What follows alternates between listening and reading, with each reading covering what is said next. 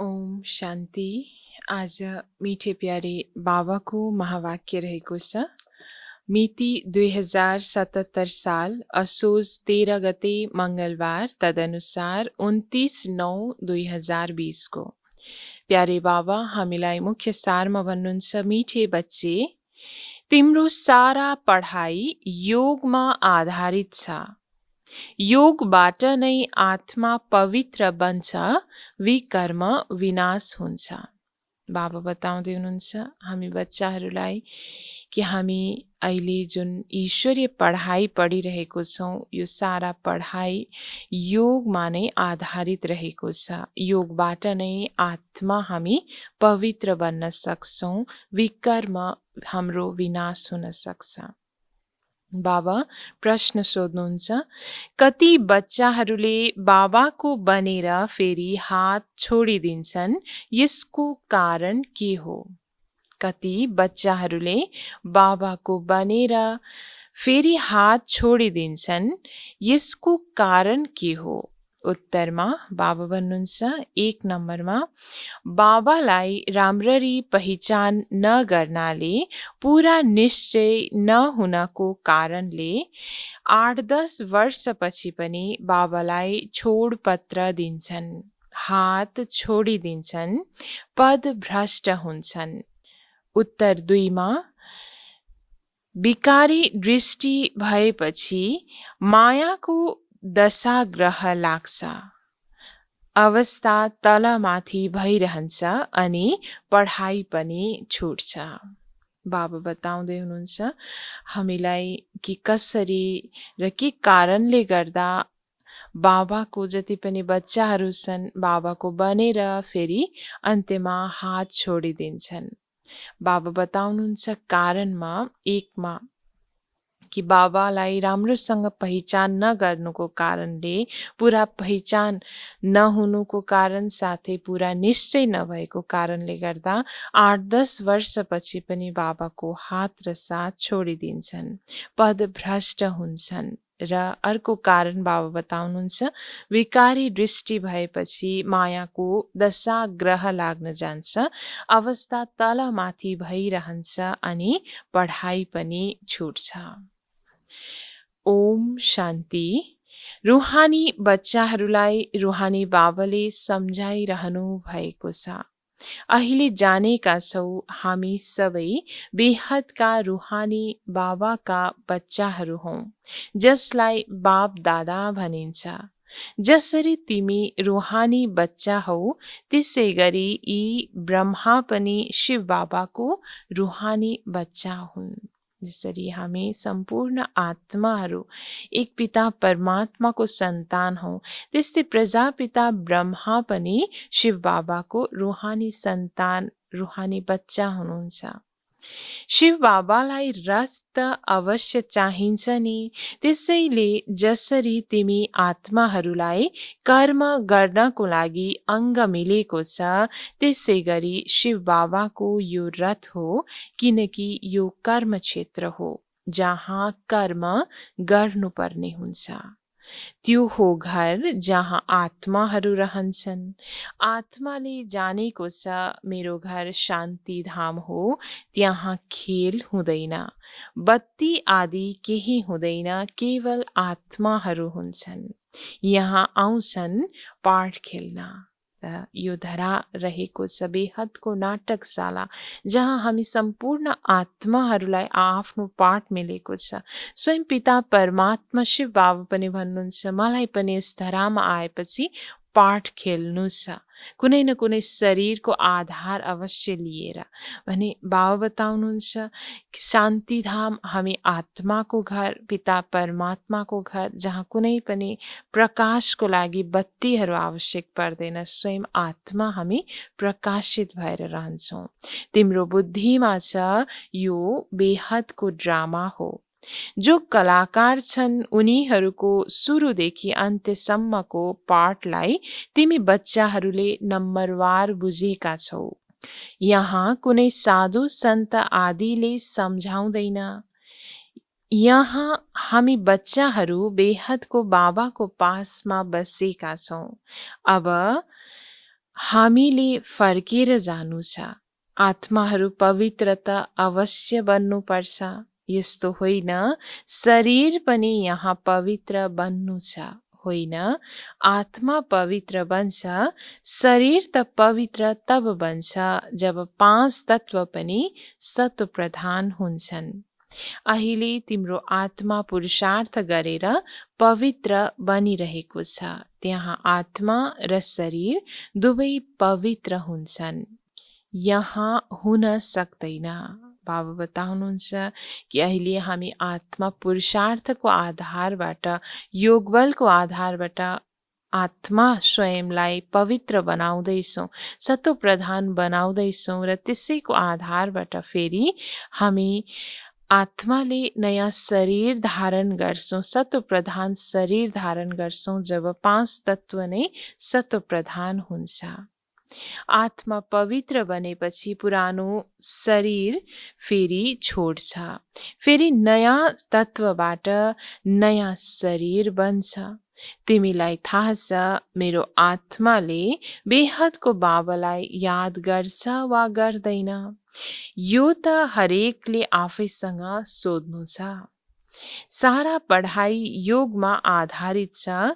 पढाइ त सहज छ, चक्र कसरी घुम्छ त्यो बुझिसकेका छौ। मुख्य हो नै यादको यात्रा। यो यादको यात्रा भित्री कुरा हो र गुप्त छ। कहाँ देखिन्छ र? यादको यात्रा हामीले कुनै बाहिरबाट प्रत्यक्ष रूपमा देखाउने यो कुरा होइन। आत्माको भित्री शक्ति योगबाट प्राप्त हुन्छ भने योग पनि अति गुप्त रहेको छ। बाबालाई याद जसरी हामी गुप्त रूपले गर्छौँ, त्यति हामी गुप्त रूपमा हामी आत्मा पवित्र बन्दै जान्छौँ। बाबाले भन्न सक्नुहुन्न यसले धेरै याद गर्छ वा थोरै हो, ज्ञानको लागि भन्न सक्नुहुन्छ यो ज्ञानमा धेरै तीक्ष्ण छ। याद त केही देखिँदैन, ज्ञान मुखले बोलिन्छ, याद त हो अजपाजप। जप अक्षर भक्ति मार्गको हो, जप अर्थात् कसैको नाम जप्नु।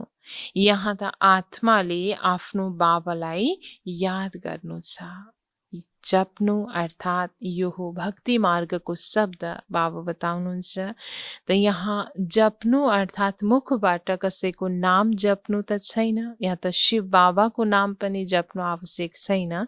बाँकी अजपा जप अर्थात् बाहिरबाट नजपे तापनि भित्र निरन्तर एक बाबाको याद हुनु आवश्यक छ। तिमीलाई थाहा छ, हामी बाबालाई याद गर्दै गर्दै पवित्र बन्दै बन्दै मुक्तिधाम शान्तिधाममा पुग्छौँ। यस्तो होइन ड्रामाबाट मुक्त हुन्छौँ। मुक्तिको अर्थ हो दुःखबाट मुक्ति हुनु। शान्तिधाममा गएर फेरि सुखधाममा आउनु छ। जो पवित्र बन्छन् उनीहरूले सुख भोग्छन्। अपवित्र मनुष्यले उनीहरूको सेवा गर्छन्। पवित्र रहनेहरूको महिमा छ, यसमा नै मेहनत छ। जुन कुरामा महिमा गायन गरिन्छ अर्थात् पवित्रताको गायन जुन छ, यही कुरामा नै विशेष भाव बताउनुहुन्छ, मेहनत गर्नु छ।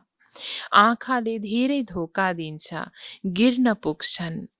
तल माथि त सबैलाई हुनुपर्छ, दशाग्रह सबैलाई लाग्छ भन्न त बाबा भन्नुहुन्छ। बच्चाहरूले पनि सम्झाउन सक्छन्।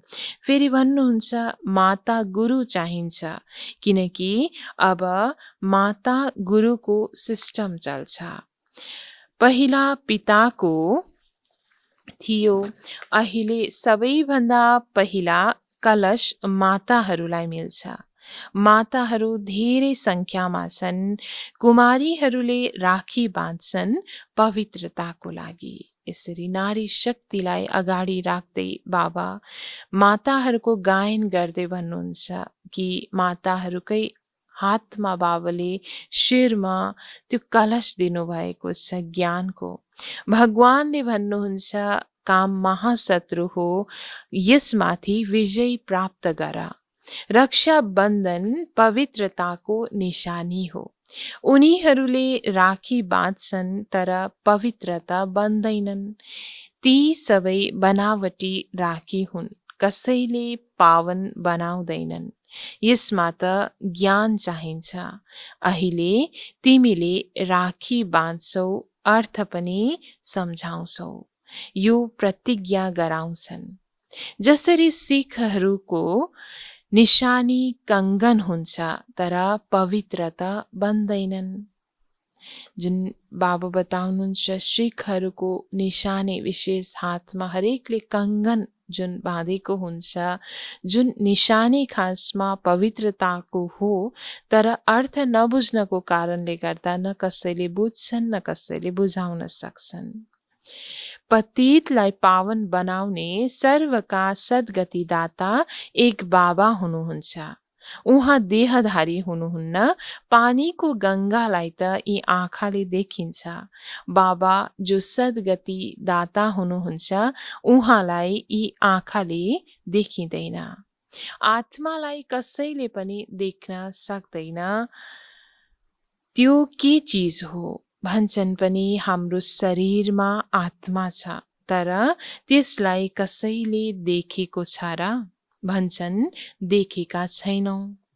अरु सबै चीजहरू जसको नाम छ त्यो देखिनमा आउँछ अवश्य।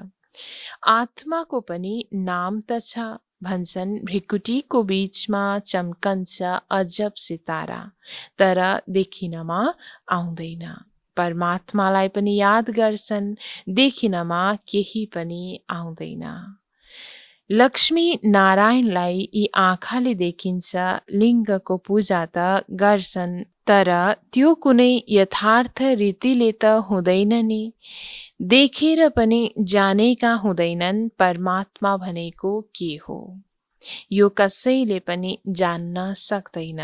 न त आत्मालाई न परमात्मालाई देख्न सकिन्छ, जान्न सकिन्छ। अहिले तिमीलाई थाहा छ हाम्रो बाबा आउनु भएको छ यिनमा। यस शरीरको आफ्नो आत्मा पनि छ। फेरि परमपिता परमात्मा भन्नुहुन्छ, म यिनको रथमा विराजमान छु। यसैले बाप दादा भन्छौ, साथसाथमा एकै शरीरमा स्वयं शिव बाबा पनि हुनुहुन्छ र साथै त्यही शरीरको मालिक ब्रह्मा बाबा पनि हुनुहुन्छ। त्यसैले एकै साथमा हामी भन्ने गर्छौँ, बाप दादा।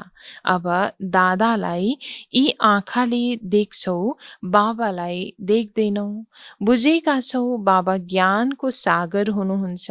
उहाँले यस शरीरद्वारा हामीलाई ज्ञान सुनाइरहनु भएको छ। उहाँ ज्ञानको सागर पतित पावन हुनुहुन्छ।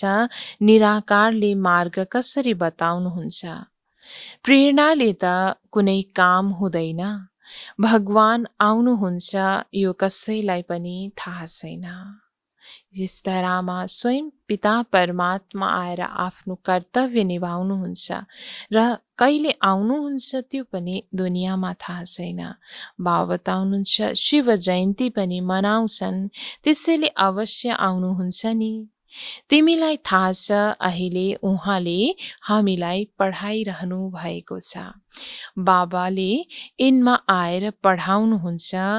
बाबाको पूरा पहिचान नहुनको कारणले, निश्चय बुद्धि नहुनको कारणले 8-10 वर्षपछि पनि छोडपत्र दिन्छन्।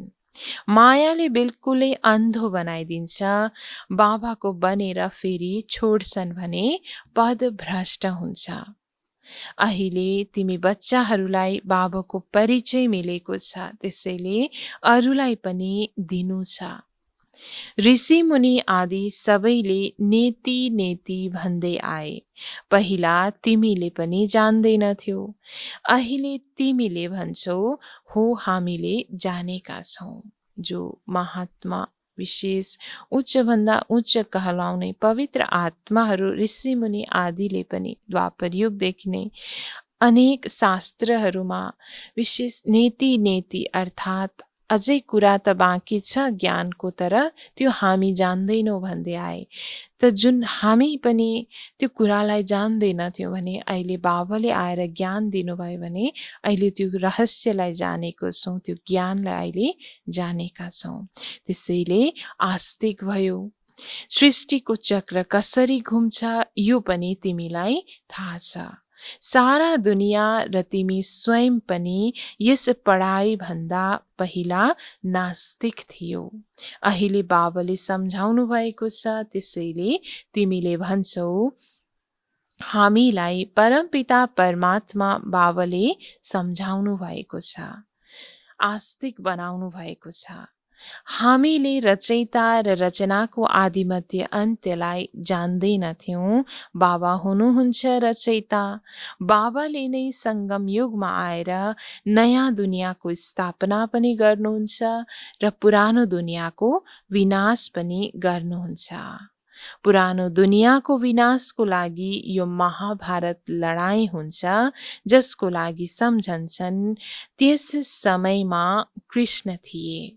अहिले तिमीले सम्झन्छौ कि निराकार बाबा हुनुहुन्थ्यो, उहाँलाई देखिँदैन। जुन प्रत्यक्ष रूपमा यदि साँच्चीकै कृष्ण आउने भए त कृष्णलाई सबैले देख्थे, तर अहिलेको अन्त्य समयमा जबकि महाभारत लडाईँ सुरु हुने अवस्था छ, अहिलेको समयमा स्वयं निराकार शिव बाबा आउनु भएको छ, जो निराकार हुनुहुन्छ, सूक्ष्म हुनुहुन्छ, त्यसैले देखिँदैन। कृष्णको त चित्र छ, देखिन्छ, शिवलाई देख्न सकिँदैन। कृष्ण त हुन् सतयुगका राजकुमार, उही रूप फेरि हुन सक्दैन। कृष्ण पनि कहिले कसरी आउँछन् यो पनि कसैले जान्दैन। कृष्णलाई कंसको जेलमा देखाउँछन् कि सत्ययुगमा कंस थियो र? यो कसरी हुन सक्छ? कंस असुरलाई भनिन्छ। यस समयमा सारा आसुरी सम्प्रदाय छ नि, एक अर्कालाई मार्दै काट्दै रहन्छन्। दैवी दुनियाँ थियो यो भुलेका छन्। ईश्वरीय दैवी दुनियाँ ईश्वरले स्थापना गर्नुभयो, यो पनि तिम्रो बुद्धिमा नम्बरवार पुरुषार्थ अनुसार। अहिले तिमी हौ ईश्वरीय परिवार, फेरि त्यहाँ हुन्छौ दैवी परिवार। दुनियाँमा अनेक किसिमको लडाईँ झगडा चलिरहेको छ। आसुरी परिवार अहिले दुनियाँमा छ, आसुरी सम्प्रदाय रहेको छ भने यस आसुरी सम्प्रदायबाट फेरि हामीलाई अहिले बाबाले ईश्वरीय सम्प्रदायको बनाउनु भएको छ। ईश्वरीय परिवारको हामी बनेको छौँ, जहाँ बाबाले हामीलाई बेहदको ज्ञान दिँदै हुनुहुन्छ, पालना दिँदै हुनुहुन्छ भने भोलिको दिनमा फेरि यही पालना पाउँदै हामी दैवी परिवारको बन्नेछौँ। यस समयमा ईश्वरले तिमीलाई स्वर्गका देवी देवता बन्न लायक बनाइरहनु भएको छ। बाबाले पढाइरहनु भएको छ। यस सङ्गम युगलाई कसैले पनि जान्दैन। कुनै पनि शास्त्रमा यस पुरुषोत्तम युगको कुरा छैन। पुरुषोत्तम युग अर्थात् जहाँ पुरुषोत्तम बनिन्छ। सत्य युगलाई भनिन्छ पुरुषोत्तम युग। यस समयमा त मनुष्य पुरुषोत्तम छैनन्, यिनलाई त कनिष्ठ तमोप्रधान भनिन्छ। यी सबै कुरा तिमी ब्राह्मण सिवाय अरू कसैले बुझ्न सक्दैन। बाबाले जुन ज्ञान हामीलाई दिनुभएको छ अहिलेको यस सङ्गम युगमा, जुन अति पुरुषोत्तम बन्ने युग रहेको छ, किनकि दुनियाँमा अहिलेको अवस्थामा त कोही पनि पुरुषोत्तम छैन। तर सम्पूर्ण रूपमा जब हामी पुरुषार्थ गर्छौँ, भोलिको दिनमा सतयुगी दुनियाँमा सम्पूर्ण आत्मा त्यहाँ पुरुषोत्तम बन्छौँ। त्यसैले बाबा भन्नुहुन्छ सतयुगलाई नै भनिन्छ पुरुषोत्तम युग। अहिले त छ कनिष्ठ तमोप्रधान कलियुग। त यो सबै कुरा हामी ब्राह्मणहरू बाहेक अरू कसैलाई पनि थाहा छैन। बाबा भन्नुहुन्छ यो हो आसुरी भ्रष्टाचारी दुनियाँ। सत्य युगमा यस्तो कुनै वातावरण हुँदैन। त्यो थियो श्रेष्ठचारी दुनियाँ, उनीहरूका चित्र छन्। वास्तवमा यी श्रेष्ठचारी दुनियाँका मालिक थिए, विश्वका राजा थिए, जसको पूजा गरिन्छ। पूज्य पवित्र थिए, उनै फेरि पुजारी बनेका छन्।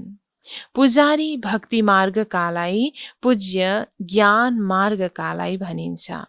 पूज्य सो पुजारी, पुजारी फेरि पूज्य कसरी बन्छन् यो पनि तिमीलाई थाहा छ। यस दुनियाँमा पूज्य एकजना पनि हुन सक्दैन। पूज्य परमपिता परमात्मा र देवताहरूलाई नै भनिन्छ। अहिले संसारमा कसैको शरीर न पवित्र छ, न आत्मा पवित्र छ। त्यसैले कसैलाई यथार्थ रूपमा पूज्य भन्न मिल्दैन। पूज्य हुनुहुन्छ एक पिता परमात्मा या त देवी देवताहरू। परमपिता परमात्मा हुनुहुन्छ सबैका पूज्य। सबै धर्मकाले उहाँको पूजा गर्छन्। यस्तो बाबाको जन्म यहाँ नै गायन गरिन्छ। शिव जयन्ती हुन्छ नि, तर मनुष्यहरूलाई केही थाहै छैन उहाँको जन्म यहाँ हुन्छ। आजकल त शिव जयन्तीमा बिदा पनि गर्दैनन्। जयन्ती मनाऊ नमनाऊ आफ्नो मर्जी, औपचारिक बिदा छैन। जसले शिव जयन्तीलाई मनाउँदैनन् उनीहरू त आफ्नो काममा गइहाल्छन्। धेरै धर्म छन् नि, सत्ययुगमा यस्ता कुरा हुँदैनन्। त्यहाँ यो वातावरण नै हुँदैन। सत्ययुग हो नै नयाँ दुनियाँ, एक धर्म। त्यहाँ यो थाहा हुँदैन हामी पछि चन्द्रवंशी राज्य हुन्छ। यहाँ तिमीले सबै बुझेका छौ, यो बितिसकेको छ। सत्य युगमा तिमी हुन्छौ, त्यहाँ पहिलाको कुन कुरा याद गर्छौ र? पहिला थियो कलियुग, त्यसको इतिहास भूगोल सुन्नाले के फाइदा? बाबा बताउनुहुन्छ सत्ययुगी दुनियाँमा भोलिको दिनमा कुन वंश आउँदैछ, हामी पछि चन्द्रवंशी आउनेछ, यो ज्ञान पनि हुँदैन। न त हामीभन्दा अगाडि अहिलेको सत्ययुगभन्दा अगाडि कलयुग थियो भन्ने यो ज्ञान पनि हुँदैन। बाबा बताउनुहुन्छ किनकि यो इतिहास भूगोल सुन्नाले जान्नाले त्यहाँ के फाइदा। यहाँ तिमीले बुझेका छौ हामी बाबाको पासमा बसेका छौँ। बाबा टिचर पनि हुनुहुन्छ, सद्गुरु पनि हुनुहुन्छ।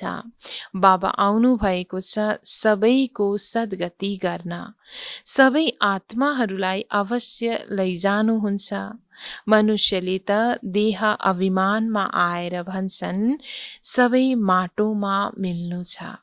यो बुझ्दैनन्, आत्माहरू त जान्छन् बाँकी यो शरीर माटोले बनेको छ, यो पुरानो शरीर खत्तम हुन्छ। हामी आत्माहरूले एक शरीर छोडेर अर्को लिन्छौँ। यस दुनियाँमा हाम्रो यो अन्तिम जन्म हो। सबै पतित छन्, सदा पावन त कोही रहन सक्दैन। पवित्र अवश्य हामी आत्मा सम्पूर्ण थियौँ, तर सदा त्यही स्थिति त रहन सक्दैन। बाबा बताउनुहुन्छ सतो प्रधान सतो रजो तमो त हुन्छन् नै। उनीहरूले त भनिदिन्छन् सबै ईश्वरका नै रूप हुन्। ईश्वरले आफ्नो अनेक रूप बनाउनु भएको छ खेलपाल गर्नको लागि। हिसाब किताब केही बुझेका छैनन्। भक्ति मार्गमा अनेक कुराहरू जुन बताइएको छ कि ईश्वरकै सारा रूपहरू हो, यो सबै भगवानको खेलपालको लागि यो बनाइएको अनेक रूपहरू हो। यो अनेक लीला भगवानको चलिरहेको छ भन्ने गरिन्छ, जसको कुनै हिसाब किताब नै हुँदैन, अर्थात् जसको कुनै अर्थ नै हुँदैन। त्यहाँ न खेलपाल गर्नेलाई बुझेका छन्। बाबाले नै बसेर विश्वको इतिहास भूगोल सम्झाउनुहुन्छ।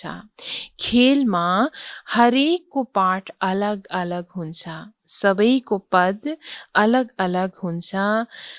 जसको जस्तो पद हुन्छ उसको त्यस्तै महिमा हुन्छ। यी सबै कुरा बाबाले सङ्गममा नै सम्झाउनुहुन्छ। सत्ययुगमा फेरि सत्ययुगको पाठ चल्छ।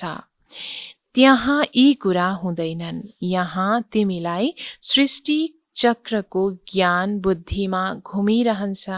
तिम्रो नाम नै हो स्वदर्शन चक्रधारी। अहिलेको समयमा नै हामी आत्मा ब्राह्मणहरूको बुद्धिमा बाबाले दिनुभएको यो बेहदको ज्ञानको चक्र घुमिरहन्छ।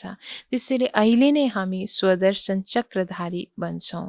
लक्ष्मी नारायणलाई स्वदर्शन चक्र कहाँ दिइन्छ र? यी हुन् नै यहाँका। मूल वतनमा केवल आत्माहरू नै रहन्छन्, सूक्ष्म वतनमा केही छैन। मनुष्य, जनावर, पशु, पंक्षी आदि सबै यहाँ नै हुन्छन्। सत्ययुगमा मयूर आदि देखाउँछन्, यस्तो होइन। त्यहाँ मयूरको प्वाख निकालेर लगाउँछन्। मयूरलाई कहाँ दुःख दिन्छन् र? यस्तो पनि होइन। मयूरको खसेको प्वाख ताजमा लगाउँछन्, लगाउँदैनन्। ताजमा पनि झुटो निशानी दिएका छन्। त्यहाँ सबै सुन्दर चीजहरू हुन्छन्। कुनै गन्दा चीजको नाम निशान हुँदैन। यस्तो कुनै चीज हुँदैन जसलाई देखेर घृणा आओस्। यहाँ त घृणा आउँछ नि। त्यहाँ जनावरलाई पनि दुःख हुँदैन। बाबा सत्ययुगी दुनियाँको गायन गर्दै हुनुहुन्छ, बताउँदै हुनुहुन्छ हामी बच्चाहरूलाई कि कति उच्चभन्दा उच्च त्यहाँको स्थिति हामी आत्माहरूको हुन्छ। साथै जनावरहरूलाई पनि त्यहाँ कुनै किसिमको दुःख हुँदैन। जुन निशानीहरू, जुन ताजमा मयूरको प्वाख देखाएको छ त्यो एक पवित्रताको निशानी हो। बाँकी यथार्थ रूपमा त्यहाँ त्यो आवश्यक पर्दैन कुनै मयूरको प्वाख ताजमा लगाउन। बाबा बताउनुहुन्छ सत्ययुग कति फर्स्ट क्लास हुन्छ। नाम नै छ स्वर्ग, हेभन, नयाँ दुनियाँ। यहाँ त पुरानो दुनियाँमा हेर वर्षातको कारणले घर भत्किरहन्छन्, मनुष्य मर्छन्, भूकम्प आउँछ, सबै दबिएर मर्छन्। सत्ययुगमा धेरै कम हुन्छन्, फेरि पछि गएर वृद्धि हुँदै जान्छ। पहिला सूर्यवंशी हुन्छन्, जब दुनियाँ 25% पुरानो हुन्छ, त्यसपछि चन्द्रवंशी हुन्छन्। सत्ययुग 1250 वर्ष हुन्छ, त्यो हो 100% नयाँ दुनियाँ जहाँ देवी देवताले राज्य गर्छन्। तिमीहरूमा पनि धेरैले यी कुरालाई भुल्छन्। राजधानी त स्थापना हुनु नै छ। बाबा बताउनुहुन्छ हरेक आत्मालाई अहिले हामी ब्राह्मण आत्मालाई पनि विशेष रूपमा एकै रस एकै स्थितिमा बाबाले त्यो एउटै ज्ञान त दिनुभएको छ र तर बुझ्ने क्रममा आफ्नो पुरुषार्थ अनुसार नम्बर वाइज रीतिले हामीले बुझिरहेको छौँ। एकरस रीतिले एकरस रूपमा हामीले बुझेको हुँदैनौँ। त्यसैले बाबा बताउनुहुन्छ राजधानी त स्थापना हुनु छ, जसमा हरेक आत्माको अलग अलग पद हुन्छ। निराश हुनु छैन, पुरुषार्थको कुरा छ। बाबाले सबै बच्चाहरूलाई उस्तै पुरुषार्थ गराउनुहुन्छ। तिमीले आफ्नो लागि विश्वमा स्वर्गको बादशाही स्थापना गर्छौ। आफूलाई हेर्नु छ, म के बन्दैछु। त बाबाले बताउनुहुन्छ पुरुषार्थ त सबैलाई म एउटै गराउँछु, तर आफैले आफ्नो पुरुषार्थलाई हेर्नु छ कि म भने के बन्दैछु। अच्छा, मीठे मीठे सिकलदे बच्चाहरूप्रति माता-पिता बाप-दादाको याद प्यार एवं गुड मर्निङ। रुहानी बाबाको रुहानी बच्चाहरूलाई नमस्ते। रुहानी बच्चाहरूको रुहानी बाबालाई गुड मर्निङ, नमस्ते बाबा, नमस्ते। धारणाको लागि मुख्य सार 1 मा बाबा भन्नुहुन्छ यस पुरुषोत्तम युगमा स्वर्गको देवी देवता बन्ने पढाइ पढेर स्वयंलाई लायक बनाउनु छ। पुरुषार्थमा निराश हुनु हुँदैन। बाबा बताउनुहुन्छ धारणा 1 मा कि यो पुरुषोत्तम सङ्गम युगमा देवी देवता भोलिको स्वर्गमा जाने देवी देवता बन्ने पढाइ राम्रोभन्दा राम्रोसँग पढेर स्वयंलाई लायक बनाउनु छ। पुरुषार्थ गर्नु छ, तर पुरुषार्थमा निराश भने हुनु हुँदैन। धारणा 2 मा यस बेहदको खेलमा कलाकारको पाठ र पद अलग अलग छ। जस्तो जसको पद त्यस्तै मान उसलाई मिल्छ। यो सबै रहस्यलाई बुझेर विश्वको इतिहास भूगोललाई स्मरण गरेर स्वदर्शन चक्रधारी बन्नु छ। बाबा धारणा 2 मा बताउँदै हुनुहुन्छ कि यो बेहदको खेलमा हामी सबै कलाकार हौँ भने यो कलाकारको अनेक किसिमको पाठ र पद रहेको छ, जुन अलग अलग रहन्छ। जसको जस्तो पद छ त्यही किसिमको गायन भइरहन्छ। त यो सबै रहस्यलाई बुझेर उच्चभन्दा उच्च पद प्राप्तिको लागि बाबाले जुन ज्ञान दिनुभएको छ हामीलाई, विश्वको इतिहास भूगोललाई स्मरण गरेर स्वदर्शन चक्रधारी बन्नु छ। बाबा हामीलाई आज वरदान दिनुहुन्छ श्रीमतबाट मनमत र जनमतको मिसावटलाई समाप्त गर्ने सच्चा स्वकल्याणी भव। श्रीमतबाट मनमत र जनमतको मिसावटलाई समाप्त गर्ने सच्चा स्वकल्याणी भव। वरदानको विस्तारमा बाबाले बच्चाहरूलाई सबै खजाना स्वकल्याण र विश्व कल्याणको लागि दिनुभएको छ, तर त्यसलाई व्यर्थ कार्यतर्फ लगाउनु, अकल्याणको कार्यमा लगाउनु, श्रीमतमा मनमत र जनमतको मिसावट गर्नु, यो अमानतमा ख्यानत अर्थात् धोका हो। अब यस ख्यानत र मिसावटलाई समाप्त गरेर रुहानियत र रहमलाई धारण गर। आफूप्रति र सबैप्रति रहम गरेर स्वकल्याणी बन। स्वलाई हेर, बाबालाई हेर, अरूलाई नहेर। बाबा बताउनुहुन्छ कि अहिले हामी बच्चाहरूलाई बाबाले यो बेहदको कल्याणकारी समयमा हामीलाई सबै किसिमको त्यो खजाना जति पनि दिनुभएको छ, ज्ञानको, गुणको, शक्तिको खजाना, यो सबै स्वकल्याण र विश्व कल्याणको लागि नै बाबाले दिनुभएको छ भने यो खजानाहरूलाई कुनै पनि व्यर्थ कार्यतर्फ या त बाबा भन्नुहुन्छ अकल्याण कार्यमा, श्रीमतमा मनमत र जनमत मिसावट गर्नु यो बाबा भन्नुहुन्छ धोका दिनु समान हो। त्यसैले यो धोका दिने कार्य गर्नु र मिसावट गर्ने कार्यलाई समाप्त गरेर रुहानियत र रहमलाई धारण गर्नु छ। आफूप्रति र सबैप्रति रहम भाव राखेर विशेष स्वकल्याणी बन्नु छ। बाबा बताउनुहुन्छ स्वलाई हेर्नु छ, बाबालाई हेर्नु छ, तर अरूलाई हेर्नु छैन। स्लोगन छ आज, सदा हर्षित ऊ नै रहन सक्छ जो कहीँ पनि आकर्षित हुँदैन। सदा हर्षित ऊ नै रहन सक्छ जो कहीँ पनि आकर्षित हुँदैन। सदा हर्षित रहनको लागि बाबा हामीलाई त्यो युक्ति बताउनुहुन्छ, त्यो उपाय बताउनुहुन्छ कि कहीँ पनि आकर्षण आफ्नो हुनु हुँदैन। कुनै पनि कुरामा जब हामी आकर्षित हुन्छौँ भने त्यो खुसी क्षणिक बन्न जान्छ। त्यसैले सदा खुसीको लागि हर कुराबाट न्यारा र प्यारा रहनु छ। ओम शान्ति।